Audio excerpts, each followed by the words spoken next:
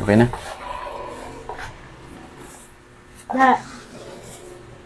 Siguro ang tagal ng break ng dalawa bago ano sa social media. Sino ang dalawa? Yung Katniel. Yung Katniel. Si Daniel Padilla, tsaka si Catherine.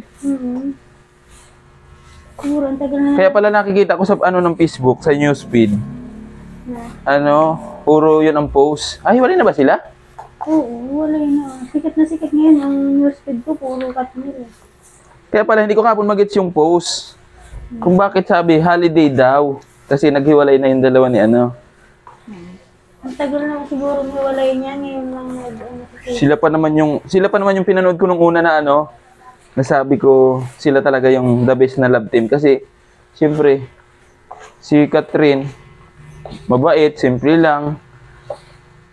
Diba? Hindi mo makikita sa ibang artista yung niya, attitude niya, diba?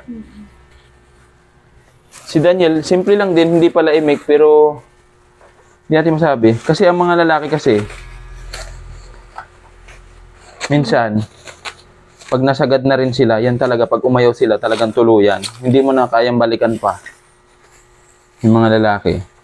Lalo pag yung halimbawa, ako man ito, si Daniel, nasa shooting, tapos tatawagan ka ng tatawagan, ganyan, or kukuliting ka. Parang nakakainis yung ganun. Parang nagsisilos ka ng silos ganun. Pero siguro palagay ko hindi naman kasi si Catherine maganda naman siya, mayaman naman siya. Para magsilos, tsaka sino ba naman pagsisilosan niya? Ito ko din naman ang babae. Pag ganyan ang mga lalaki, unang-unang nakikipaghiwalay ang babae kapag cheating ang lalaki. Hindi din. Kasi karamihan sa mga babae, kaya nagsasawa yung mga lalaki gawa ng ganyan, tamang hinala. Halimbawa ko lang sa atin halimbawa, namili ako ng harina. Nagdadrive ako. Tatawagan mo ako, asan ka na? O parang nakakaano kasi nagdadrive ako babili ako ng harina So, bawal na mag-alala ang babae? Hindi naman sa ganoon. Oo, paano? Sinabi ko lang na na ilagay nyo sa lugar naman. Hindi ganoon. Kasi nga, ang mga lalaki talagang natatak na sa kanila ang pag-cheat. Hindi lahat yan. Hindi lahat. Isa palagay mo nila, dahilan. Baka hindi na lang masustain yung nila. Pagsasama, parang okay na maghiwalay sila, parang napagkasunduan na lang nila. Ganun lang yun, tatagal na relasyon, magkakasunduan na lang. Pwede naman mangyari yun, basta magkasundo sila. Halimbawa tayo. Ganyan, napagkasundo natin maghiwalay tayo. Tayo na naman. Yun, parang nadadamay Hindi nadamay mo Halimbawa, maghiwalay tayo ganyan, nakasunduan natin na walang problema Sa'yo yung lahat ng sidecar. Bahala na ako magpundar ulit ng akin. Sige ba? Ganun lang yun. Kasi nangaalis.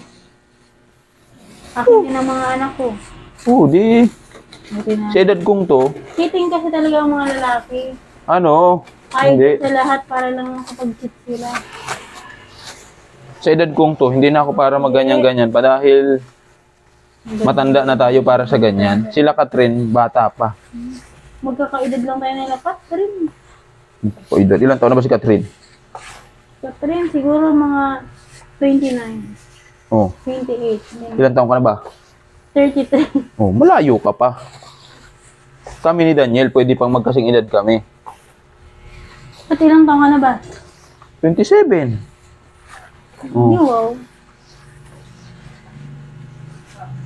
Pero ako ako sa hiwalayan nila, nag-alala din. Alala.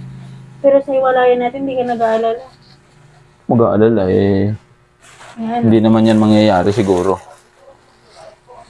Pag hindi ka tamang hinala palagi. Nakakit mo na nga yung sidecar Sabi mo, akin ang sidecar Lahat Sabihin, gusto mo, maghiwalay din tayo. Ako na Natulong lang. Doon ka na. Gasigas ako ng paninda. Ano na naman ako nito. Doon ka na. Hirap niyang ganyan. Lalabas ako, magbablog, tapos mainit ulo mo.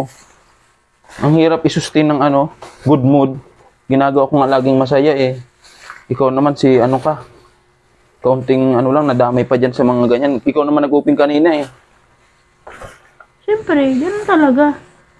Tinatanong ko lang nga, kinikwento ko Huwag lang mo nga akong sa'yo. igaya sa iba. Wala nga akong makwentuhan, kaya nga nagkukwento lang ako Wala ka sa'yo. namang nakikita eh. Wala ka namang nahuhuli eh. Sa pagsasalita mo, nagpapahuli ka eh. Mga ganyan oh.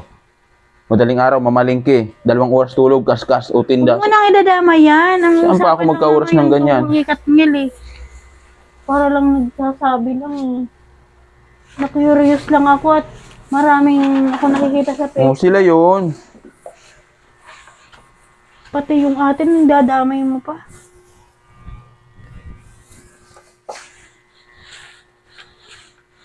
Grabe to. Ikaw na lang magtimpla dyan ng mga ano, bahala ka dyan. Oh, yan naman lagi ang ano mo eh. Ako na magtimpla pag nainit ang ulo mo eh. Timplahin ko na lahat, pati mga suka. Ako na Oo, magluto ikaw lahat. na. Para pa naghiwalay tayo, ikaw na lahat. Kaya ko naman eh.